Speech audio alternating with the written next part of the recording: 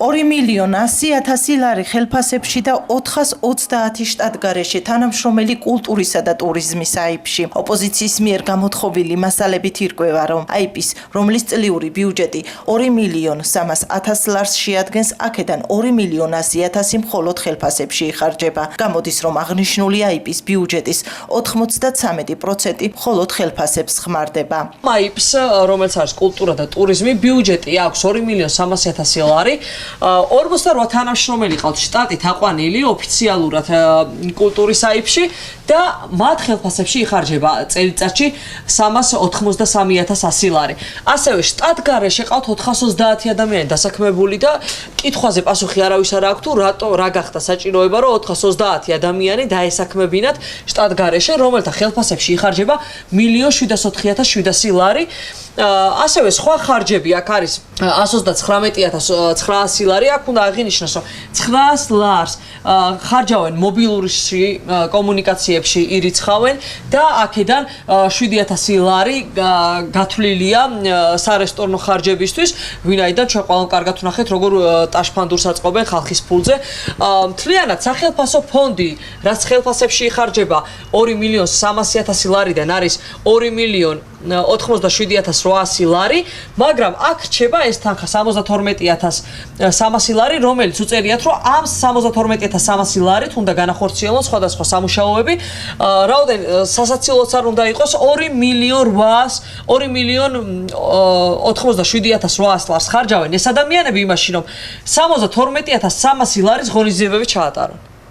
და სინამდვილეში 93% იხარჯება ხელფასებში, ასევე ნაცმოძრაობა ჩვენს პრეზენტაციას აკეთებს და ასე ვთქვათ, ვიცით ბჭყალებში ხმარობ როგორ პრეზენტაციასაც აკეთებს, თავის წარსულს გადახედონ და ამოიღონისეები, სადაც ათასობით ადამიანი ყავდა დასაქმებული და უბრალოდ ხელფასებს უხდიდნენ თავიანთ აქტივისტებს. გორის მერის ყოფილი მოადგილე ქელა კაპანაძე, რომელიც ახლა კულტურისა და ტურიზმის აიპს ხელმძღვანელობს, ნაციონალურ მოძრაობას საკუთარ მმართველობას ახსენებს და ამბობს, რომ შტატგარეშედ დანიშნული თანამშრომლების რაოდენობა შესაძლოა სტატისტიკურად დიდია, თუმცა ყველა თავის საქმეს ასრულებს. რაც შეეხება მათი ხელფასებისთვის განკუთვნილ თანხებს, კაპანაძე ასე პასუხობს.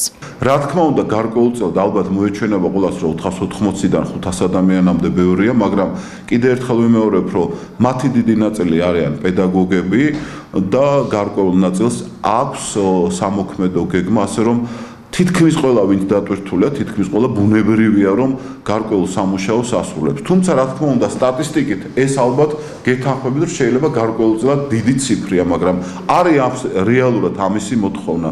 არის დიდი გეგმები, არის დიდი ამბიცია და ძალიან ბევრი სამუშაო კულტურისა და ტურიზმის აიპს. დავუმალავ და ვიტყვი, რომ უკვე დავიწყეთ 5-6 შემოქმედებით წრე გავაკეთეთ გამყოფი ზოლის სოფლებში და ბუნებრივია, რომ ჩვენ გვჭირდება რიგ შემთხვევაში დამატებითი რესურსები. საკრებულოს წევრი ნაციონალური მოძრაობიდან ვასილი საჯაბახიძე ამბობს, რომ კულტურისა და ტურიზმის აიპი კანონს არღვევს, რადგან დეპუტატს თანამშრომლების შესახებ დაუმალეს ინფორმაცია. ჯაბახიძის თქმით, ამის მიზეზი კი ის არის, რომ აღნიშნულ აიპებში ქართული ოცნების დეპუტატების ნათესავები არიან დანიშნულები სხვადასხვა თანამდებობებზე, მას კონკრეტული მაგალითებიც მოჰყავს. გელა კაპანაძემ, რომელმაც კომენტარი აიპის ყოფილი დირექტორის გიორგი ქვათაძის თანდასწრებით გააკეთა, ამბობენ, რომ აღნიშნული პიროვნებები მათ სამსახურში დახვდნენ.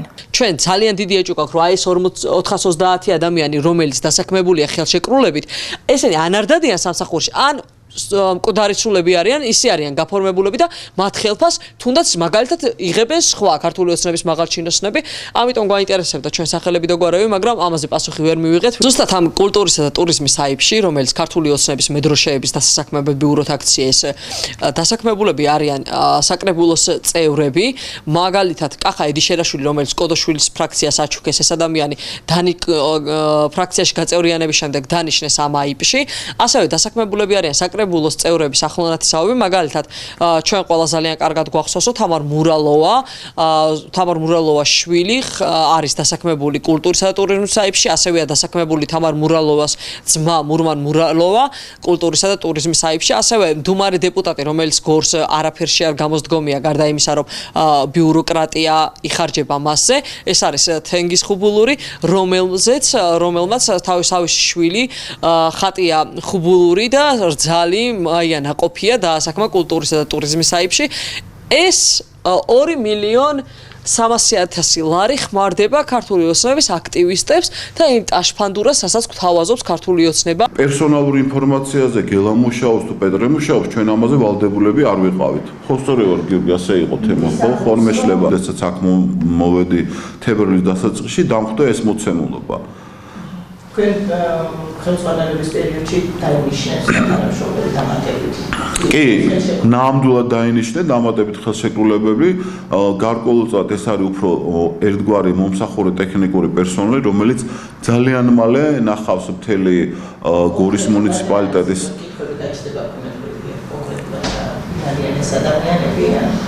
ეს ადამიანები არიან ის ადამიანები, რომლებიც გამომდინარე აუცილებლობიდან, მუნიციპალიტეტის ამოცანებიდან და პროგრამიდან გამომდინარე შეასრულებენ რაღაც ამ ფუნქციას და შემდეგ ასე ვთქვათ, ისე მოგვიწევს მათთან დამშვიდობა.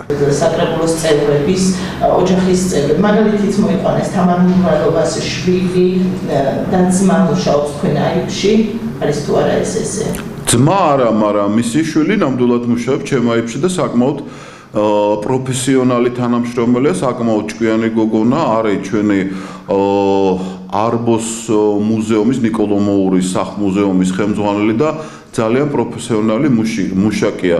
სხვათა შორის უთხარით ქალბატონ ვასილისას, ჩემგან რომ დედამისიც სხვათა შორის აიპის თანამშრომელია, საბავშვო ბაღების აიპის თანამშრომელია, დედამისიც და პარტიული და პოლიტიკური ნიშნებით არ იდევნებიან არავინ.